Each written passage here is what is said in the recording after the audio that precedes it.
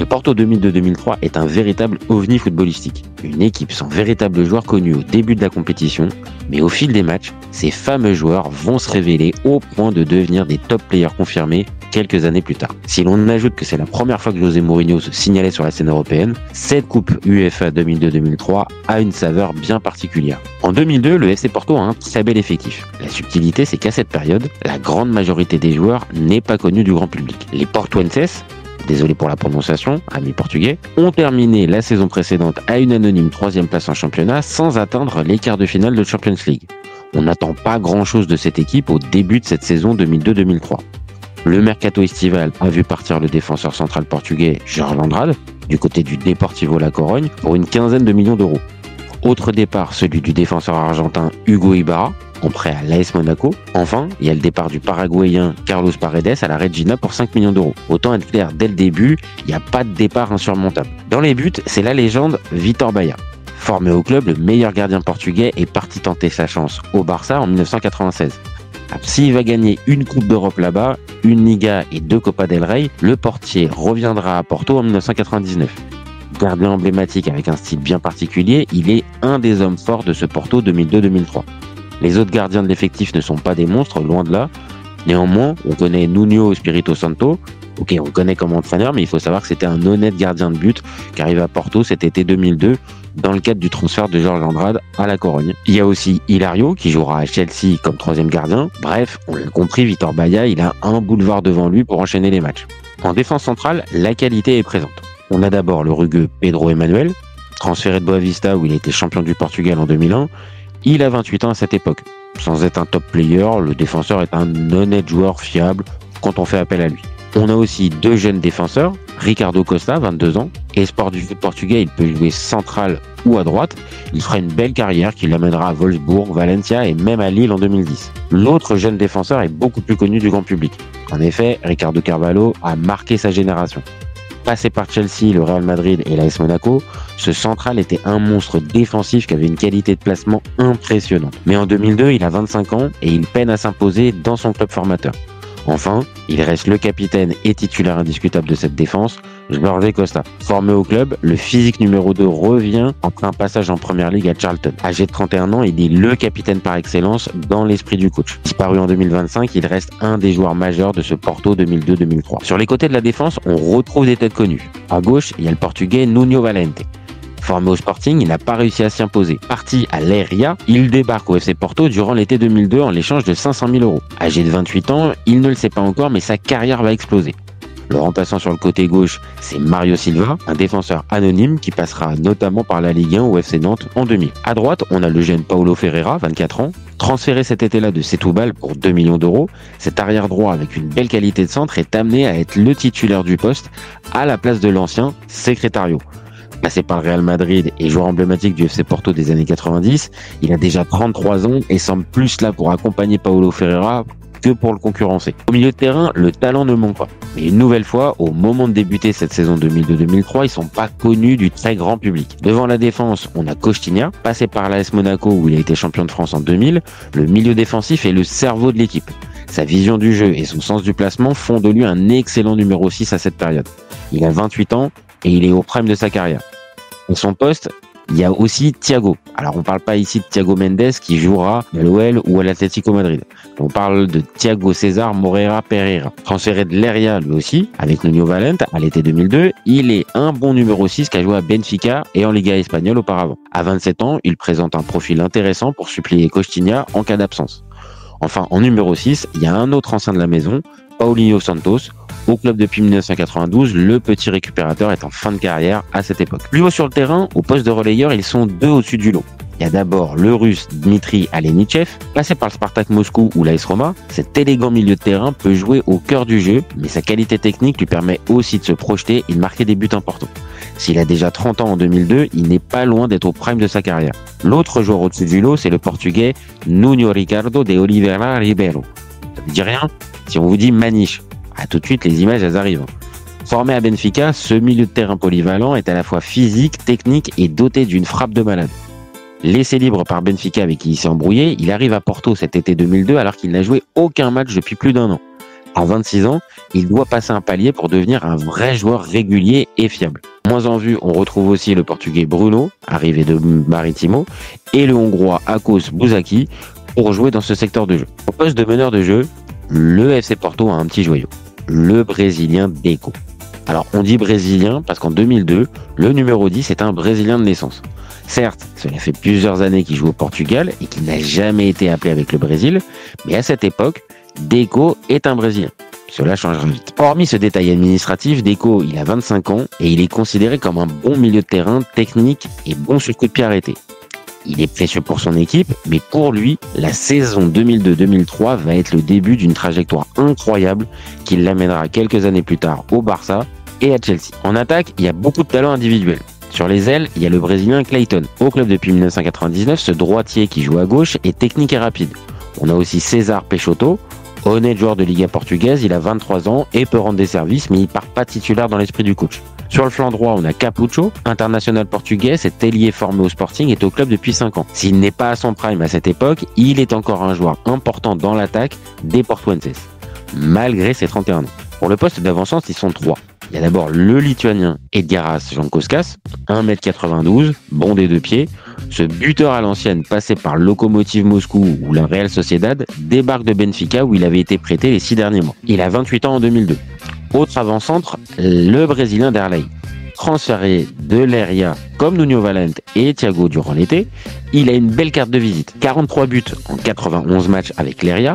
Il vient surtout de terminer second meilleur buteur du championnat portugais derrière Mario Jardel et ses 42 pions inscrits avec le Sporting. Âgé de 27 ans, il est l'une des recrues importantes de ce FC Porto 2002-2003. Enfin, il reste la pépite du club, Elder Postiga. Le gamin de 20 ans sort de sa première saison chez les pros où il a marqué 13 buts en 40 matchs. Il doit encore progresser dans l'aspect physique, mais techniquement, il a tout pour devenir un joueur majeur de son équipe aux côtés de Derlei et Jankauskas. Pour entraîner cette équipe, c'est le légendaire José Mourinho. Alors en 2002, il n'est pas encore le Special One, loin de là.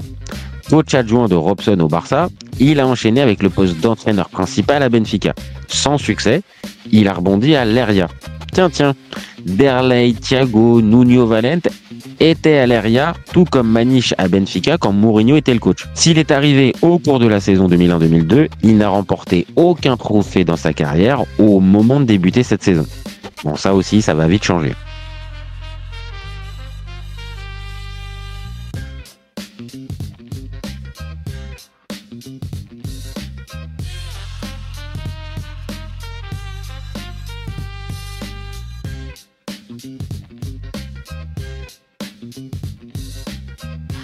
Troisième du championnat portugais en 2001-2002, le FC Porto est qualifié pour le premier tour de la Coupe UEFA 2002.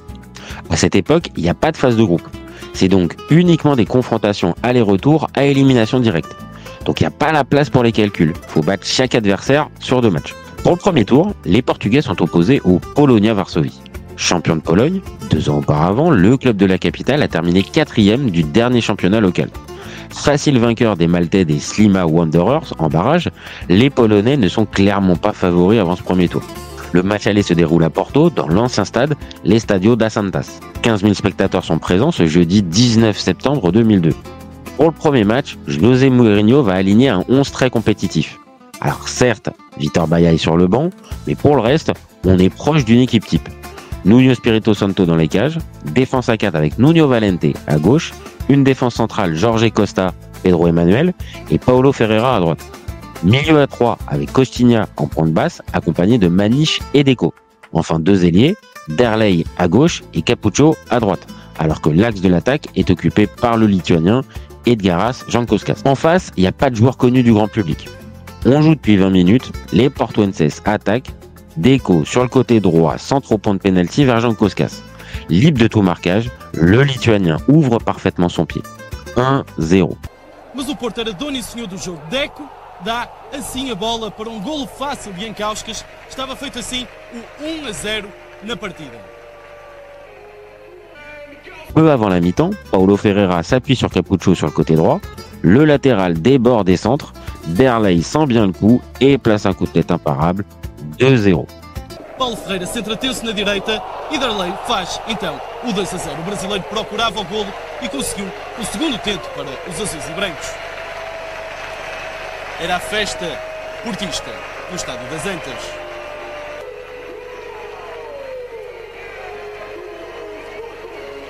Porto vient de faire le break juste avant la pause. Le plan parfait. 55e minute de jeu. Beau mouvement dans l'axe entre Deco et Maniche. Ce dernier se retrouve en face à face avec Kristalovic et place le ballon dans les filets du gardien.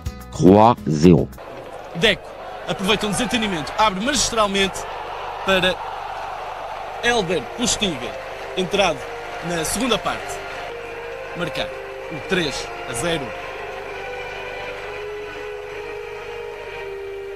On pourrait penser que Porto allait gérer tranquillement cet avantage. Raté. Sur l'engagement, les Portugais récupèrent le ballon très haut. Capucho est lancé sur le flanc droit. Son centre est parfaitement repris par Jean Koskas. 4-0. A bola é aberta para Capucho na ala direita, que faz o que entende da defensiva e dá para Jankauskas bizar de calcanhar. Estava feito o 4-0. Um gosto ao pé do lituano, um gosto com o toque de calcanhar. Madjer. On joue la 56e minute de jeu, il y a déjà plus de suspense. Mourinho peut faire du coaching, Jean Koskas, auteur d'un doublé, et Maniche, lui aussi buteur, sortent. C'est Hélder Postiga et Alenichev qui rentrent. Et ce sont ces deux-là qui vont inscrire le 5e but. Alenichev à la passe et Hélder Postiga à la conclusion. 5-0. O Clube Porto faz então o 5-0. Hélder Postiga a marcar. Il reste encore 20 minutes. Le temps pour Postiga de rajouter un but. Cette fois, c'est Derlei qui est à la dernière passe. 6-0. Score final. Hélder Postiga ultrapassa o guardião polaco e faz em esforço já o 6-0. Foi a exibição portista de encher o olho no Estádio das Antas neste primeiro compromisso europeu. Prends pas de risque en disant que le FC Porto est qualifié pour le second tour de la Coupe UEFA. Mais factuellement, il y a un match retour à jouer en Pologne dans 2 semaines. Sans envoyer son équipe B, le coach du FC Porto va quand même faire tourner son effectif pour la seconde manche. Vitor Baia est toujours absent, le capitaine Jorge Costa aussi. Au milieu, pas de Costinha ni Deco. Jean Koskas n'a pas fait le voyage. Bref, on a compris, les Portuenses sont assez confiants avant le coup d'envoi. Bon, là ça va se voir. Pendant plus d'une heure, le score n'évolue pas, mais en fin de match, Lukasiewicz marque le but du 1-0. Et dans les 10 dernières minutes de jeu, Ricardo Carvalho va marquer un but contre son camp. 2-0. Ça sera le score final. Alors, même si sur le papier, ça fait une défaite, le score final de la double confrontation est de 6-2 pour le FC Porto. C'est donc assez logiquement que les Portugais se dirigent vers le second tour de cette Coupe UEFA. L'adversaire est d'un meilleur calibre que le Polonia Varsovie. En effet, l'Austria Vienne a un meilleur palmarès que le club polonais. Mais bon, on va être clair, c'est pas non plus un favori, ni même un outsider de la compétition. Le match aller est en Autriche et le retour à l'Estadio da Santas. Contrairement à l'adversaire du premier tour, il y a 2-3 têtes connues à l'Austria Vienne en 2002. On a le Brésilien Julio César, passé par le Real Madrid, avec qui il a remporté la Champions League 2000 face à Valencia. Il y a l'ancien buteur du Mans au milieu des années 2000, Thorsten Elstad. L'éphémère attaquant de l'OGC Nice, Roland Lintz. Et le génial brésilien Djalminha qui a enchanté le Deportivo La Corogne à la fin des années 90. Le coach est le regretté Christophe Daum, entraîneur de Leverkusen et Beşiktaş. Il aurait dû coacher la sélection allemande, mais une histoire de cocaïne a bouleversé les choses pour lui. Il cherche à relancer cette carrière à cette période. Bon, on le voit, sans être un ogre de la compétition, l'Austria Vienne a de la qualité dans son effectif en 2002, plus que le Polonia Varsovie en tout cas. Pour contrer cette formation difficile à manœuvrer, José Mourinho aligne son équipe type du moment. Retour de Vitor Baia dans les cages, la défense à 4, Nuno Valente, Jorge Costa, Pedro Emmanuel et Paulo Ferreira est sorti. Milieu à 3, Costinha, Maniche, Deco. Enfin, en attaque, titularisation de Clayton à gauche, Derlei à droite, et c'est Hélder Postiga en pointe. Sur le banc, il y a Ricardo Carvalho, Secretario, Thiago, Alenichev et Jean Koskas. Pendant plus d'une heure, le match va se résumer à un vrai combat physique. Peu d'espace pour les deux formations qui se craignent. On se dirige vers un match nul, mais en fin de rencontre, les Portugais poussent. 70e minute de jeu, ballon en profondeur de Maniche en direction de Clayton sur le côté gauche, le Brésilien centre, la balle prend un effet bizarre, le gardien de l'Austria Vienne, Thomas Mandel, ne parvient pas à repousser correctement le ballon, Derlei, encore lui, avait bien senti le coup, le Brésilien place son pied juste ce qu'il faut, le ballon finit dans les filets du gardien autrichien, 1-0.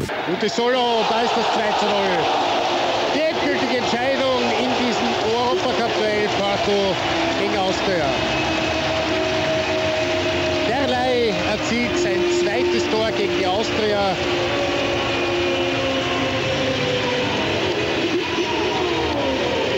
Nach 87 Minuten sind alle Drittrundenträume bei Memphis Magna ausgeträumt. Juste derrière, Mourinho sort Clayton pour faire rentrer Thiago. Alors, on le reconnaît bien là, notre José national. Un milieu défensif à la place d'un ailier. La recette pour garder le score. À 10 minutes de la fin, Mourinho fera encore mieux. Il sortira Deco son numéro 10 pour faire entrer Ricardo Carvalho. Quand on vous dit que José a toujours eu cet ADN, bon, pour le coup, ça fonctionne parfaitement. L'Austria Vienne n'est pas dangereux et Porto s'impose 1-0. Sans parler de hold-up, on peut dire que les Portugais sont bien payés pour ce match aller. Faudra confirmer dans 15 jours à domicile. Pour cette seconde manche, il y a plus de 20 000 spectateurs à l'Estadio da Santas. Si Christophe Daum fait quelques changements dans son 11 de départ, José Mourinho reconduit le même 11 qu'au match aller. Zéro changement. Si les 25 premières minutes de jeu sont équilibrées, ça va bouger juste avant la demi-heure de jeu. Deco, au milieu de terrain, dribble 2 adversaires et envoie une passe en profondeur côté droit vers Clayton. Le Brésilien contrôle et centre son ballon vers Elder Postiga. Le Portugais place une tête croisée qui trompe Mandel. 1-0. Porto vient de faire le break dans cette double confrontation. Il faut désormais que l'Austria Vienne manque 2 fois pour se qualifier. Alors, les Autrichiens vont tenter de revenir dans la partie, mais leur manque de justesse technique les empêche d'être véritablement dangereux. À la pause, Caputo remplace Clayton, qui aura fait 2 passes décisives en 2 matchs. Plus tard, Christophe Daum tente le tout pour le tout avec l'entrée d'un attaquant supplémentaire. Néanmoins, Porto gère tranquillement la rencontre. Postiga sort dans le dernier quart d'heure pour laisser sa place à Jean Koskas, et c'est ce dernier qui va définitivement débloquer la rencontre. Le numéro 9 réalise un petit festival sur le côté gauche. Il centre en retrait pour Derlei. À 6 mètres, le Brésilien ne tremble pas et met le ballon dans les filets. 2-0. Le score ne bougera plus. Victoire finale du FC Porto 3-0 sur l'ensemble des 2 matchs. 2 prestations solides. Les Portuenses semblent monter en puissance. Ils filent vers le 3e tour de cette Coupe UEFA avec 2 nouvelles certitudes. Ça tombe bien, car l'adversaire proposé sera d'un niveau supérieur aux 2 précédents.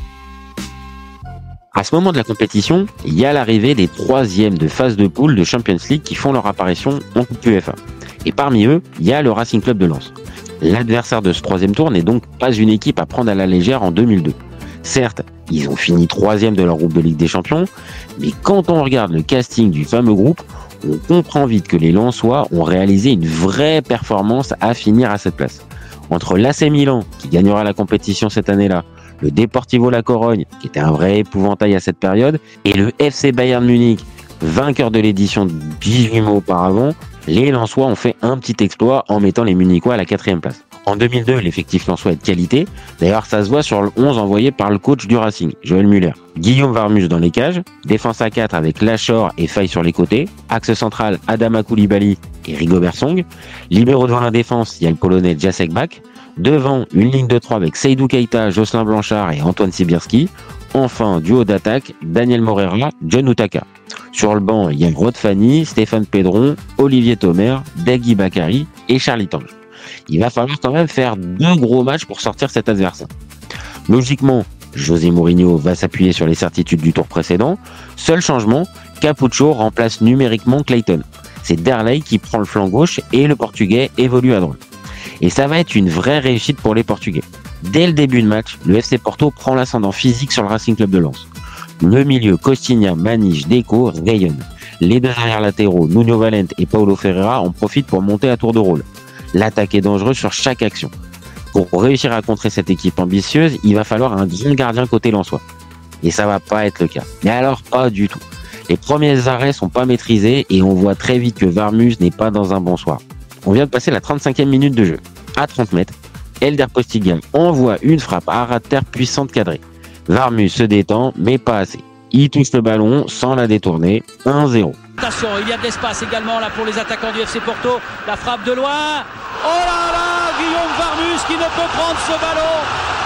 Image dramatique de Guillaume Varmus qui est pris sur ce ballon qui fusait, mais qu'on avait l'impression qu'il avait eu le temps de voir venir. On parlait des problèmes de Varmus, des problèmes des défenseurs lensois qui se laissent la piéger en fin de première période. Voilà le FC Porto qui mène 1-0. Sans être une véritable boulette, on peut légitimement se dire que le gardien aurait pu mieux faire sur cette frappe. Porto en profite pour continuer d'accélérer. Juste avant la pause, Elder Postiga a bien vu que Varmus ce soir, il est prenable. Comme sur le premier but, il tente sa chance de 30 mètres, côté droit cette fois. Et là, Varmus, il va faire la boulette du soir. Il capte la balle, mais elle lui échappe des mains. Derley n'en demandait pas tant, il marque à 50 cm de la ligne de but. Nouveau à terre, la frappe immédiate. Oh, ce ballon, non, c'est pas possible. C'est pas possible. C'est une soirée de cauchemar pour Guillaume Varmus à 45 secondes de la fin de cette première période. C'est un ballon qui semblait facile à prendre et qui échappe une nouvelle fois à Guillaume qui vit l'une de ses soirées les plus cauchemardesques de toute la carrière. Voici le FC Porto qui met 2-0. Un coup dur énorme pour le Racing Club de Lens juste avant le repos. Ces derniers ne s'en relèveront pas. Alors il y aura bien une occasion avec une sortie ratée de Vitor Baia, mais le tir de Keita finit le cadre. Le portier portugais sera plus inspiré devant Utaka en fin de match en sortant le tir du Nigérian.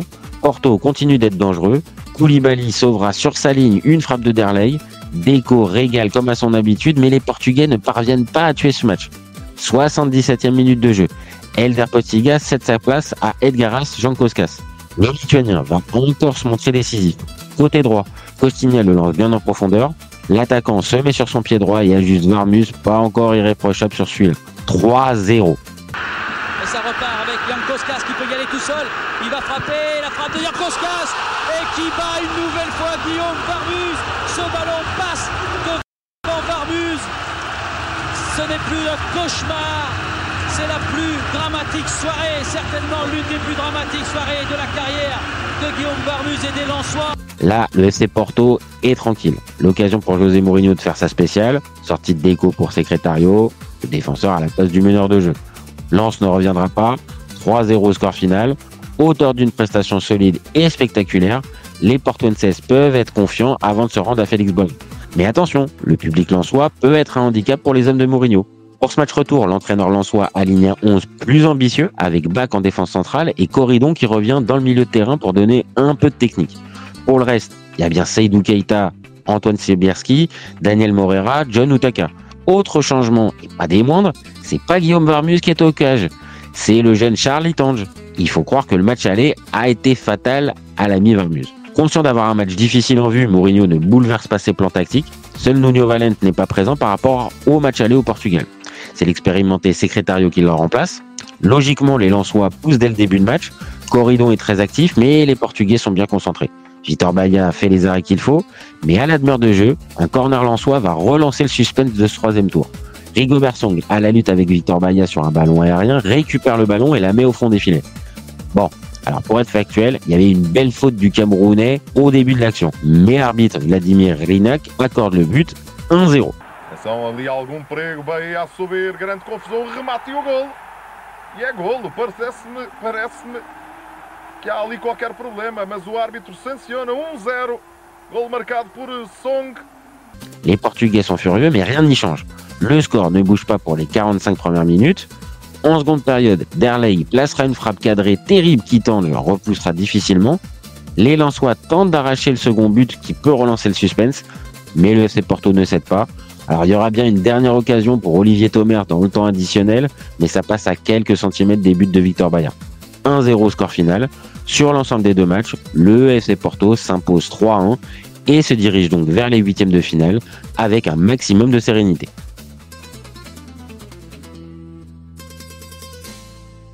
Contrairement à ce qu'on pourrait penser, l'adversaire du FC Porto en huitième de finale n'est pas un grand nom européen. En effet, Denizlispor n'est pas un cadre de la scène européenne. Les Turcs ont terminé 5e dans le championnat local et s'ils sont arrivés au premier tour de la Coupe UEFA, le public français les connaît bien. Car ils ont éliminé le FC Lorient au cœur de l'été, puis le Sparta Prague au second tour et surtout l'Olympique Lyonnais au tour précédent. Une vraie surprise car les Lyonnais de cette période pouvaient ambitionner de gagner la Coupe UEFA 2002-2003. Le FC Porto est donc prévenu de ne pas prendre Denizlispor à la légère. Malgré les états de service satisfaisants, il n'y a pas de joueurs connus dans cette formation turque. En tout cas, aucun n'est resté dans les mémoires. Le coach, Razi Kaloumbay, idem. Dans ce contexte, José Mourinho ne tergiverse pas et envoie sa meilleure équipe pour défier Denizlispor. Changement en défense, Ricardo Costa remplace Pedro Emmanuel en charnière centrale. Nuno Valente est remplacé par Mario Silva. Au milieu, Costinha est absent, c'est Alenichev qui est aligné.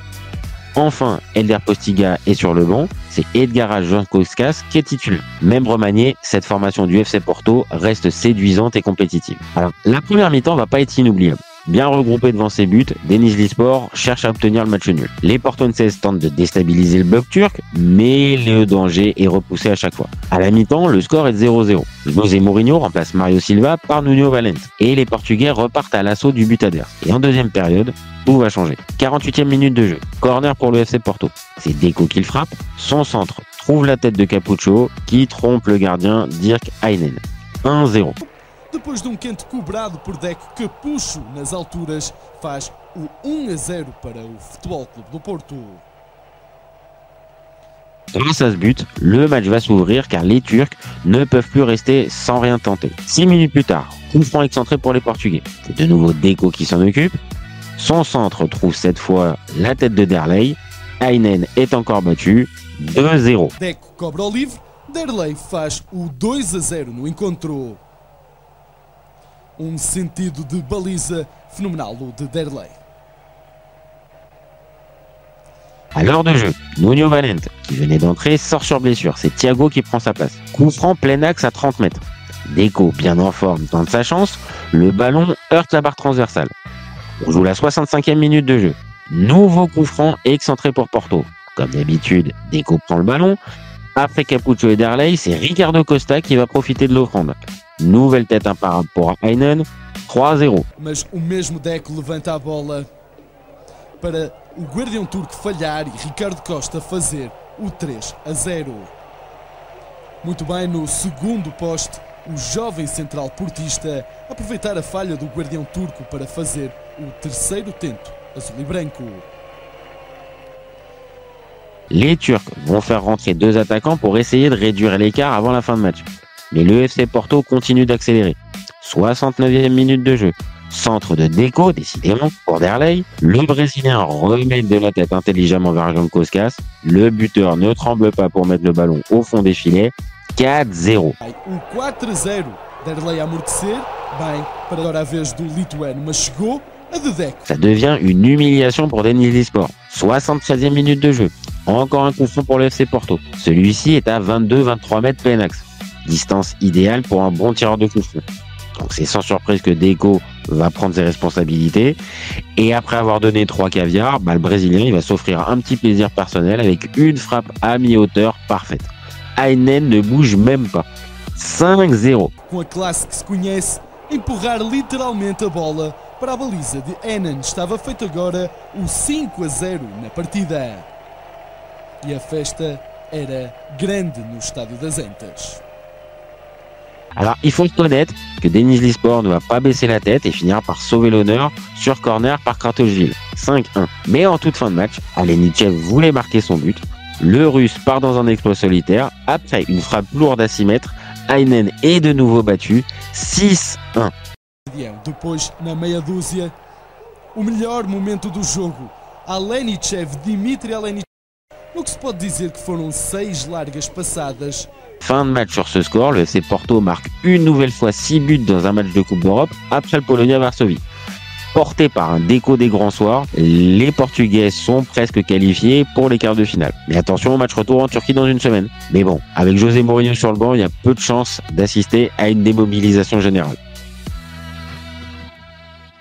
Au second match, les Turcs affichent un 3-4-3 très offensif. Obligé de gagner 5-0 pour se qualifier, Denizlispor doit tenter quelque chose pour espérer un improbable retournement de situation. En face, Mourinho fait un peu tourner son effectif, mais pas comme au premier match où il avait organisé une véritable revue d'effectifs. Parmi les titulaires surprises, il y a Ricardo Carvalho, Mario Silva et Ricardo Costa à droite, le Hongrois Bouzaxi en sentinelle devant la défense, César Peixoto est ailier gauche. Bon, il reste quand même une ossature solide avec Vitor Baia, Jorge Costa, Deco, Derlei et Jankowskas. Si Denizlispor a la première occasion de la rencontre, on sent rapidement que les locaux vont pas réussir l'exploit. Porto est trop bien en place. Tellement bien en place que les Portugais vont ouvrir le score juste avant la pause par Derlei. Le Brésilien récupère un ballon côté droit, pas attaqué, il place une frappe croisée qui fait mouche, 1-0. À partir de maintenant, il faut que les Turcs inscrivent 7 buts pour se qualifier. Bon, on a bien compris que le suspense était mort. En seconde période, Denizlispor tombera avec les honneurs. auteur de 2 buts en seconde période par l'intermédiaire de Martin et Oscan. Mais en toute fin de match, Clayton va égaliser. Dans la surface turque, Jorge Costa passe la balle à Clayton. À une dizaine de mètres, le Brésilien va remettre une talonnade puissante et surtout bien placée. Aynen est surpris, 2 points. Ça sera le score final. Malgré un turnover important et une motivation forcément moins forte, le FC Porto ne perd pas le match retour. Au final, les Portuenses s'imposent 8-3 sur l'ensemble des 2 matchs. L'objectif, quart de finale, est atteint.